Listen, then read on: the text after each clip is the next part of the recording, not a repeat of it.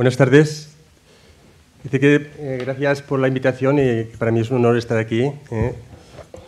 Decir también que yo he trabajado y estaba aquí colegiado 13 años, trabajo en el Miguel Servet. Y decirles también que yo soy médico psiquiatra y que no soy muy experto, aunque estoy en el comité deontológico de Huesca, y es un placer para mí también estar allí. Siempre que tiene un psiquiatra en su vida y sobre todo en un comité deontológico, porque muchas de las quejas pues tienen su correlato psicológico y psiquiátrico. No soy muy experto en deontología, entonces cuando me invitaron, y como llevo una vida bastante así, que no está mal decirlo por un psiquiatra, bastante estresada, pues dije, a ver, ¿qué puedo aportar yo un poco así novedoso en este tema? Y claro, yo soy un poco, como ha comentado el doctor Llorente, si algo me considero experto un poco más en temas sobre psicogeriatría, aparte de otros temas. Y pensé, bueno, pues con esto de los grandes problemas que hay con el envejecimiento, con el tema de la eutanasia, con el tema del papel de los psiquiatras porque a veces mucho dentro del tema, por ejemplo, que ahora ha salido algunas noticias que después han desmentido del suicidio racional, del suicidio irracional, y pensé enfocarlo por ese tema, ¿no? Entonces, pasaron los días y Elena Martín, yo creo, y quizás el doctor de la Figuera, me pusieron un poco en la realidad y vieron que me iba a mezclar muchísimas cosas y que eran temas muy complejos. Y entonces, como ellos querían un poco, interpreté implícitamente que querían tratar un poco el tema de Huesca, el tema este que ha habido de los testigos de Jehová, pues voy a dedicarme básicamente a esto. Claro, es un campo que a lo mejor no conozco, un campo muy controvertido, porque claro, yo también la única experiencia que tengo y la comentaré, es la exploración que he realizado en dos casos, a dos familias que no se querían transfundir y que los cirujanos no le querían operar y me pidieron la dirección, lo comentaré. Entonces es mi única experiencia en este campo, no soy hematólogo, y entonces, bueno, entonces he hecho una revisión, me he metido en un campo ahí muy complejo también de la jurisprudencia, de la legislación, que es realmente complejo. Bueno, dicho esto, vamos a empezar. Bueno, esto es todo lo que pretendía decirles, pero que se ha quedado en esto. ¿Qué es la objeción de conciencia? La objeción de conciencia es la negativa del profesional sanitario que, por motivo de conciencia, a someter a una conducta que en principio sería jurídicamente exigible, ¿no?, al provenir de una norma, un contrato, un mandato judicial o una resolución administrativa. Es decir, que, digamos, un poco que en tu servicio, dentro de tu trabajo, te exigen eso, pero tú, por conciencia, pues no estás dispuesto a realizarla. Entonces, tiene su origen en el artículo 16.1 de la Constitución, que habla de la libertad ideológica, religiosa y de culto, sin más limitación que el mantenimiento del orden público, y habla de una sentencia del Tribunal Constitucional en relación a una objeción sobre el aborto. Ya, de la historia ya, pues, Sófocles en Antígona, Antígona desobedece al rey Creonte, y decir que esto ya es un planteamiento ya que de los griegos pues ya ha asistido, ¿no? Porque decir que la conciencia nos obliga, nuestra conciencia, nuestra moral, nuestros valores, en ocasiones pues podemos objetar sobre la ley, ¿no?, sobre la ley o sobre nuestros deberes, entre comillas, ¿no? ¿Qué no es objeción de conciencia? Bueno, y aquí pondríamos un poco la que se manifiesta contra la voluntad del paciente o sus representantes. Aunque, claro, vamos a hablar de esto, Y aquí sí que hay una parte que es objeción de conciencia. A no ser que esta voluntad vaya en contra de lo que se aconseja el conocimiento científico y la práctica leal. La práctica profesional, perdón. Entonces, el tema este de los testigos, de la negativa a recibir transfusión sanguínea, es fundamentalmente un problema ético, un problema ético clínico y legal, aunque también lo vamos a enfocar desde la objeción de conciencia. La objeción de conciencia no es válida ni es correcta cuando a veces nos dejamos llevar por cuestiones ideológicas extremas, ¿no? Siempre el médico el profesional de la sanidad tiene que buscar siempre soluciones intermedias, ¿no? Que generalmente son las soluciones mejores. Después habría una serie de conceptos como la pseudoobjeción, ¿no? Que uno pues, no objeta, pero no por motivos morales, ¿no? Sino por motivos más de inseguridad, ¿no? O de comodidad. Y después hay gente que llamamos los psiquiatras pasivo-agresivos, bueno, que negamos, que no hacemos la objeción de conciencia, hacemos objeción de conciencia, pero no los ponemos explícitamente. Bueno, pues surge este problema tan importante, ¿no? Aunque yo creo que la verdad que el mundo, y lo hablábamos con la doctora Burdeos bajando, tanto el mundo en general como el mundo médico, ¿no? Tenemos grandes problemas, y ahora con el tema de la eutanasia vamos a tener grandes problemas. Pero esto es un grave problema, ¿no? La negativa a recibir transfusiones. Y no solamente pues, también este grupo que no está tan, Christian Science, que no está tanto en España, pero estos, por ejemplo, se niegan a recibir analgésicos. Y los testigos de Jehová, pues son una religión, ¿no? Que lo que hacen es una lectura literal de la Biblia. Entonces, en Génesis dicen que pero carne con su vida, que es su sangre, no comeréis. Y entonces eso lo toman literalmente y no quieren recibir ningún tipo de... Y es más, si lo reciben, lo sacan de la religión. Es decir, que están atrapados. Aquí pone, si alguno de ustedes, eso de la Biblia también, no trae esta enseñanza, nunca lo recibirán en mi casa ni le darán un saludo.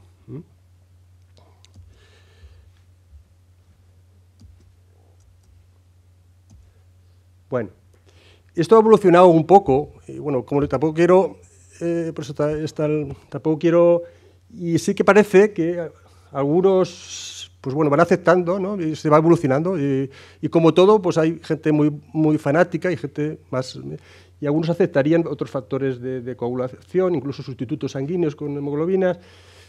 Es decir, que esto va evolucionando un poco y es una de las cosas que, como médicos, si eso se os presenta, tenéis que preguntar, ¿no? ¿Qué es lo que van a aceptar? Porque a lo mejor lo que no aceptan ninguno son leucocitos concentrados de hematidos o sangre, plasma o sangre total. Evidentemente, la institución no puede objetar. Es una cosa, puede objetar el médico, pero la institución no puede objetar. Y entonces tenemos que tratar a estos pacientes como se debe, ¿no? Con todo nuestro respeto y con todo nuestro saber científico. Entonces tenemos que intentar pues, prevenir, bueno, no voy a hablar de estos temas porque tampoco soy experto, pero prevenir la pérdida de sangre y preparar, en su supuesto de una intervención quirúrgica, lo mejor posible a estos pacientes. Y entonces entraríamos un poco en ciertas cuestiones. Aspectos éticos. Vamos a hablar de aspectos éticos, aspectos deontológicos y aspectos legales. Pues esto, claro, desde el punto de vista deontológico y desde el punto de vista ético, pues supone un conflicto, ¿no? Un conflicto el no transfundir a un paciente con riesgo vital, con riesgo generalmente quirúrgico o riesgo vital, como en este caso que había Huesca, pues no transfundirle es un conflicto entre dos principios básicos de la ética y de la deontología, ¿no? El principio de beneficencia, que siempre tenemos que hacer lo mejor para los pacientes, y no maleficencia, que es no hacer daño, contra el principio de autonomía, que es el principio que ha dicho la doctora Burdeos. Y es un conflicto, y ahí es cuando surge la objeción de conciencia para el profesional, porque es un conflicto ético para él. Bueno, entonces, pasándonos un poco,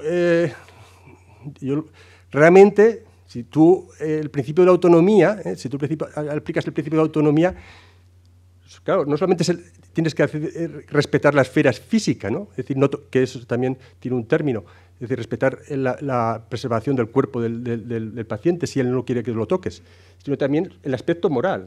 Entonces, claro, aquí parece que se pone el criterio de la autonomía sobre el criterio de maleficencia. Otros aspectos éticos. La objeción de conciencia tiene sus límites, es decir, que sobre estos pacientes. Hay que hacer asistencia al paciente en caso de emergencia vital. Si tiene voluntades anticipadas, el el profesional tiene que intentar salvarle la vida por todos los medios posibles, y para hacer objeción de conciencia en estos pacientes tenemos que constatar que el paciente necesita ser transfundido, informarle a los pacientes muy bien, y eso está en todas las comunidades autónomas, hay una serie de documentos de todos los beneficios y consecuencias previsibles, manifestar nuestra divergencia del rechazo y después confirmar el firmado del rechazo al tratamiento prescrito por parte del paciente. Y aquí el caso de Huesca, un poquito por encima, con la ayuda del doctor Serón. ¿Qué pasó en Huesca? Bueno, en Huesca era una chica de 20 años, recién emancipada, que es captada, perdonad, si es que no quisiera ofender a nadie, es por los testigos de Jehová. Entonces surge una peritonitis que se complica con 2 reintervenciones quirúrgicas, entra en un estado de shock séptico, va bajando la hemoglobina hasta 5, la tienen que intubar y tiene voluntades anticipadas en los cuales se niega la transfusión, obviamente. La familia ahí comenta, pues hay una serie de tensión para los padres, pues se pueden imaginar, lo vivieron eso como una catástrofe, como una cosa, pues fue un shock para ellos, ¿no? Entonces, bueno, el caso afortunadamente se resolvió, probablemente porque tenía 20 años, ¿no? Y probablemente porque quizás, pues bueno, pues los compañeros trabajaron muy bien y ella, pues a lo mejor, alguien le ayudó, pero el caso es que ella salió adelante. Entonces mis compañeros de Huesca dicen, y bueno, y lo digo yo también, ¿no? Estas son cuestiones, claro, ¿es ético que una secta, y ya perdonarán esto, capte a una persona vulnerable y ésta pueda morir por ello? ¿Es ético inducir voluntades anticipadas a una joven de 20 años? Hay un autor que he revisado que dice Pérez Triviño, que yo creo que no estoy de acuerdo con él, que habla de la racionalidad de Kant, ¿no? Y dice que lo que no es racional no es legal. Son creencias irracionales, debemos respetarlas. Bueno, yo he de decir mi experiencia con las 2 familias que he tratado con testigos de Jehová, que los he valorado.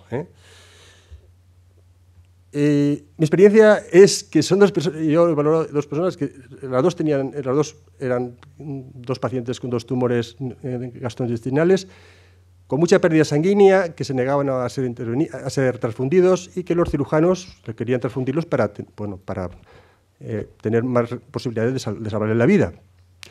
Los 2, curiosamente, eran familias muy humildes y bastante sencillas. Pero cuando yo los exploré, que los exploré en compañía de otro compañero, los pacientes estaban absolutamente extasiados, o como diríamos, como con una aura de felicidad. Es decir, que ellos estaban absolutamente plenamente convencidos de lo que querían. Ellos no querían por ninguna manera ser transfundidos.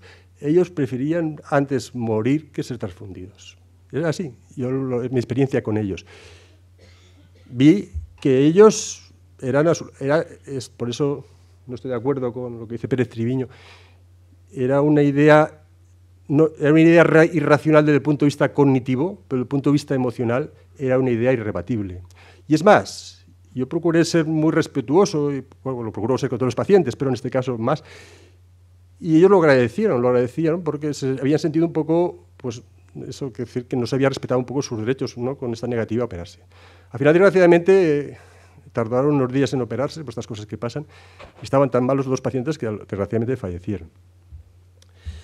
Con lo cual, es un problema, estas cuestiones que se plantean, que plantea un punto de vista ético, es muy complejo. Si quieren las preguntas, después lo hablamos. El punto de vista de ontología médica, voy a ir un poco más rápido, lo tiene claro. Lo tiene claro. Es decir, la ontología médica pues prima el principio de autonomía sobre los otros principios. Y solamente en personas incapaces o menores, el representante legal o los pacientes, se podrá solicitar intervención judicial. ¿Y qué hay a nivel legal? Pues a nivel legal hay, bueno, yo no soy experto, yo he intentado hacer una revisión, y lo que hay es jurisprudencia, y curiosamente la jurisprudencia que mayor peso tiene es el caso de Bayobar, que es un poco criticado, por algunos juristas, porque claro, se entiende una jurisprudencia en el año 2002, que no sé si conocen, bueno, luego lo comentamos. Pero esto ha ido, claro, conforme ha ido pasando la democracia, ¿verdad? Se ve que ha ido pasando de prevalecer el derecho a la vida a prevalecer el derecho a la autonomía. Y quizás porque, bueno, no quisiera ser malintencionado, perdónenme, quizás porque los primeros, esto siempre acaba a nivel judicial. Y claro, los primeros jueces autorizaban la transfusión. Y claro, los familiares se denunciaban a los jueces. Y ellos hacían eso para salvaguardarse un poco, pues prevalecía el derecho a la vida al derecho a la autonomía. Pero bueno, eso influyó. Pero lo que ha influido, yo creo, ha sido el convenio de Oviedo sobre los derechos humanos y biomedicina, que se empieza a aplicar a partir del año 2000, que su artículo 5 dice que se otorga la preponderancia del principio de autonomía sobre la beneficencia, dándole al individuo la máxima autoridad a la hora de tomar decisiones que afecten a la salud. Y esto también lo recoge la Ley 41/2002, de la Ley de Autonomía del Paciente. Claro, con esas dos cosas, que dice que la regla básica del proceder médico es la decisión del paciente. Entonces, ahí el estado de necesidad y la ley Sartis, que parece que de un punto de vista racional sería lo que tendría que primar, pues se queda jurídicamente, un poco indefendible, se queda indefendible. Y este es el caso que más jurisprudencia ha hecho. Es un chico de Vallobar, Marcos, que se cayó, y no sabían que tenía una leucemia, tuvo un sangrado muy masivo, creo que tenía, no sé si 13 o 16 años, 13, ¿no? Y el juez de Barbastro autorizó la transfusión, pero el niño se negó, se puso muy violento y se negó.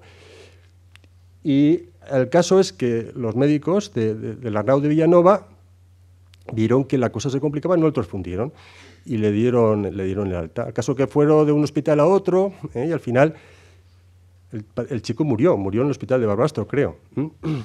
Y el juzgado de Barbastro, el fiscal, denunció a los padres por no colaborar con los médicos. Entonces el juzgado de Barbastro los absolvió, el Tribunal Supremo los condenó, pero el Tribunal Constitucional, la sentencia 154/2002, que es la que más jurisprudencia ha creado sobre este tema, los absolvió, diciendo pues estas tres cuestiones. Y después esta jurisprudencia ha seguido en distintos juzgados, como estos que les he puesto ahí debajo. La cosa está tan complicada, y hay este vacío, que los fiscales generales la Fiscalía General del Estado, en el año 2012, hace una circular en la cual intenta poner un poco de orden. ¿Pero dónde pone orden? Pone orden en los menores. Y ahí, quizás, estos fiscales hacen una crítica a la Ley de Autonomía de la Ley 41/2002. Dice, pretendía el legislador que la redacción dada del artículo 9.3 de la Ley 41/2002, que un menor de edad con 16 años pudiera consentir exclusivamente sobre la aplicación o no de tratamientos que pueden perder la vida. Eso se preguntan los fiscales y se preguntan muchos juristas. Y entonces, ellos hacen este resumen. Paciente menor de edad, 16 años y negativa de los padres a la transfusión. Hay que transfundirle con autorización judicial. Un menor de edad maduro, el menor emancipado y el menor de 16 años maduro, si él se niega, los trasplantes no. Pues lo mismo, se hace transfusión con autorización judicial. Pacientes menores de edad, pero mayores de 18 años que aceptan el tratamiento, sus padres lo rechazan. Menor maduro, tratamiento médico, se transfunde. Claro, el problema se suscita en los mayores de 16 años, que se niegan a ser transfundidos.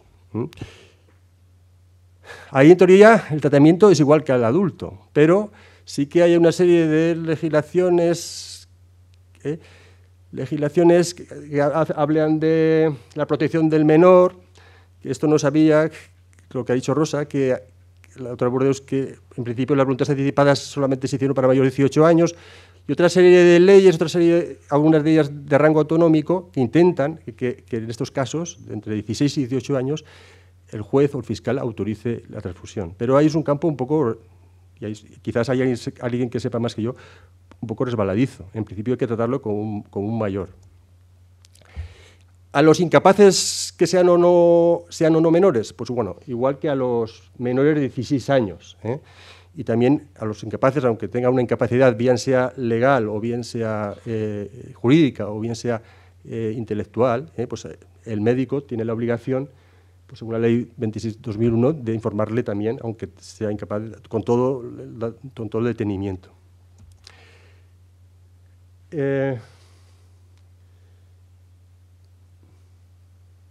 Perdón.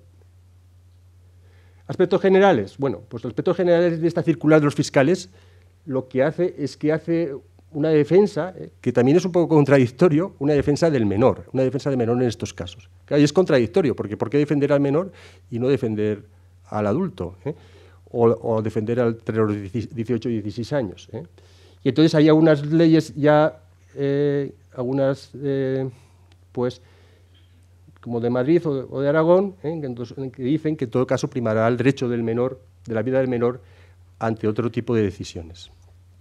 Otros casos, la mujer embarazada, testigo de Jehová, pues también los fiscales dicen esto, que es cuando más susceptible, es decir, que lo que hay que proteger es al niño que tiene dentro, ¿no? Entonces hay que hacer información, hay que intentar posponer la intervención al momento de viabilidad del feto, si es posible, pero si no queda otro remedio, pues tienes que intervenirle y dar información, hacer una cesárea y hacer una información al Ministerio Fiscal. ¿Qué problema puede haber? Bueno, por este mundo que estamos así un poco cambiante, ¿verdad? Que la madre no tenga un padre, es decir, no esté sola, con lo cual en ese caso estaría una situación muy conflictiva y habría que pensar de no respetar sus derechos, porque si no el menor se queda en una situación de indefensión. Con los adultos, pues con los adultos la jurisprudencia manda y prevalece el principio de autonomía. Entonces no se considera un suicidio y no es un suicidio. Y estos dos pacientes que yo he visto en absoluto tenían... yo, por ejemplo, en el tema de la eutanasia, hay muchos suicidios implícitos debajo de esto. Después está el tema del suicidio racional, que todavía es más complejo. Pero estos dos pacientes, los testigos de Jehová no se quieren suicidar. Ellos no se quieren suicidar. Ellos quieren que no se les transfunda porque si se les transfunde no se salvan. Pierden sus posibilidades de salvación. Es decir, que es absolutamente comprensible dentro de sus criterios. Hay que respetar su decisión. Y solo... También, salvo que el adulto tenga hijos menores a su cargo, y entonces el juez en esos casos puede hacer lo que se llama un tratamiento médico salvífico al estimar el perjuicio grave que los menores dependientes por los cuales el Estado debe velar. Bueno, para la gente joven y los que quieran trabajar en urgencias, hematología, cirugía, pues en estos casos, en todos los casos, y bueno, hay gente mucho más experta que yo aquí, en esto hay que ser absolutamente, no dejar ninguna pizca legal que te puedan pillar, Tienes que primero saber que el paciente es bien informado de forma escrita, que toma una decisión con voluntad, que la información es de cantidad y calidad suficiente, que tiene capacidad de hecho y de derecho, es decir, que no está incapacitado, y después, y si tiene unas voluntades anticipadas, tampoco tienes nada que hacer, no tienes nada que hacer. Y después que el paciente te firme el consentimiento informado de que rechaza la negativa a la transfusión. En definitiva, es un tema muy controvertido, con muchos aspectos éticos, yo casi más que de objeción de conciencia, creo que son éticos y morales y también legales, que no existe todavía mucha legislación No me ha dado tiempo a hacer una comparación con la legislación comparada. Seguro que hay gente que la conoce, ¿no? Cómo se legisla en otros sitios. Y que la circular de los fiscales da la impresión de que lo que intenta es la corrección de unos vacíos de legales existentes, ¿no? Que quizás, pero tal y como está hoy en día la legislación, con el principio de autonomía, yo creo que va a ser difícil de modificar.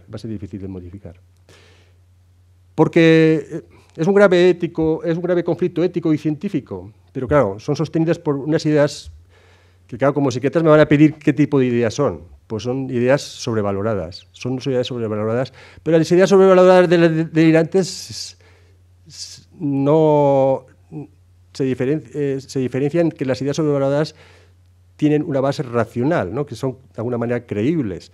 Las ideas delirantes pues, pueden ser absolutamente pues, que te persigan o que tú seas pues, el rey Napoleón, obviamente es imposible, pero ambas tienen una cosa en común, son muy difíciles de modificar.